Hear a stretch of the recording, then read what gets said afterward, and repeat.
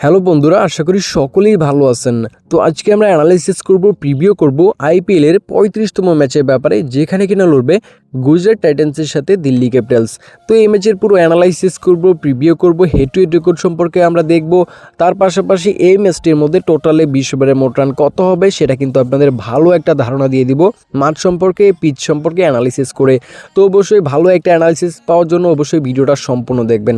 যারা আমাদের ভিডিওটি আজকে নতুন দেখতেছেন তাদেরকে বলবো চ্যানেলটিকে সাবস্ক্রাইব করে রাখতে পারেন। আমরা কিন্তু সবসময় এভাবে ম্যাচের অ্যানালাইসিসের ভিডিও আপনাদেরকে দিয়ে থাকি। তো অবশ্যই সাবস্ক্রাইব করে রাখলে সামনের ভিডিওগুলো আপনি পেয়ে যাবেন। আর অবশ্যই ভিডিওতে লাইক করে দিবেন। যে মাঠে আজকের ম্যাচটি হবে ওই মাঠ সম্পর্কে কিন্তু আমাদের অ্যানালাইসিস করতে হবে। তো এখানে দেখতে পারবো আহমেদাবাদে কিন্তু আজকের ম্যাচটি হবে নরেন্দ্র মোদী স্টেডিয়ামে। এখানে কিন্তু আপনার গুজরাট টাইটান্স টিমের কিন্তু এটি হোম গ্রাউন্ড থাকবে। তো হোম গ্রাউন্ডে যে সাপোর্টটা সেটা কিন্তু আপনার গুজরাট টিম কিন্তু পেয়ে যাবে। তো এবার আইপিএলে এই মাঠে যদি আমরা দেখি, ফার্স্ট ব্যাটের উইন চান্সটা বেশি ছিল এবং 100-100 বলা যায়, এবং রানগুলা কিন্তু এবার আইপিএলে খুবই ভালো রান হয়েছে।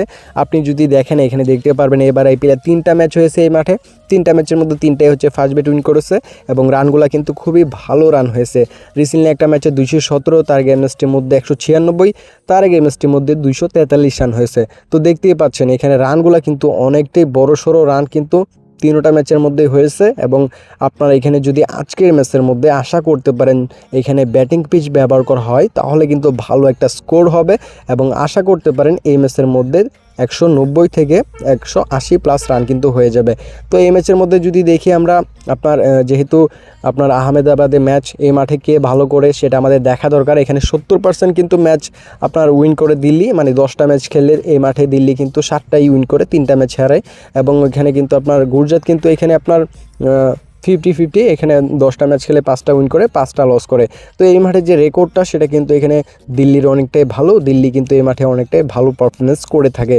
তো এই মাঠের ওভারঅল দিক থেকে দেখতে গেলে ফার্স্ট ব্যাটের উইন চান্সটা বেশি, টস উইন করে এখানে ব্যাট নিতে পারলে ভালো হবে, কারণ ভালো একটা স্কোর দাঁড় করাতে পারলে ফার্স্ট ব্যাটিং করে ম্যাচটা কিন্তু এই মাঠে ইজিলি কিন্তু উইন করা সম্ভব। এবং রানটা কিন্তু এই মাঠে ভালো রান হয়ে থাকে, আজকেও দেখতে পারেন আপনারা ভালো একটা স্কোর।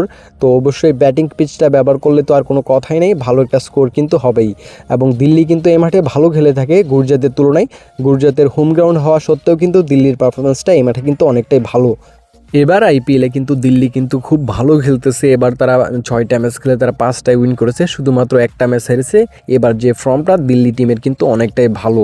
অন্যদিকে গুজরাটও কিন্তু প্রথম ম্যাচটা হেরে কিন্তু পরবর্তীতে তারা ভালোভাবে কামব্যাক করেছে। তারা কিন্তু এখানে 6টা ম্যাচের মধ্যে এবার আইপিএলে আপনার 4টায় উইন করেছে, 2টা ম্যাচ হেরেছে। তো এখানে যদি এবারে আইপিএলটা ধরেন, পারফরমেন্সগুলো তুলে ধরেন, অবশ্যই কিন্তু এখানে দিল্লি এগিয়ে থাকবে গুজরাট টাইটান্স থেকে। এবং হেড টু হেড রেকর্ডটা কিন্তু অবশ্যই এতটা বড় রেকর্ড নেই, শুধু 5টা ম্যাচ হয়েছে 2টি টিমের মধ্যে। 5টা ম্যাচের মধ্যে 2টা হচ্ছে গুজরাট উইন করেছে, 3টা দিল্লি উইন করেছে। তো হেড টু হেড রেকর্ডেও কিন্তু দিল্লির পাল্লাটা আমরা ভারী দেখতে পারতেছি এবারে আইপিএল। এবং হচ্ছে যে এখানে head to head record, recently form, সব দিক থেকে কিন্তু দিল্লির পারফরমেন্সটা ভালো। দিল্লি কিন্তু এই ম্যাচটার মধ্যে দাপটটাই তাদের বেশি।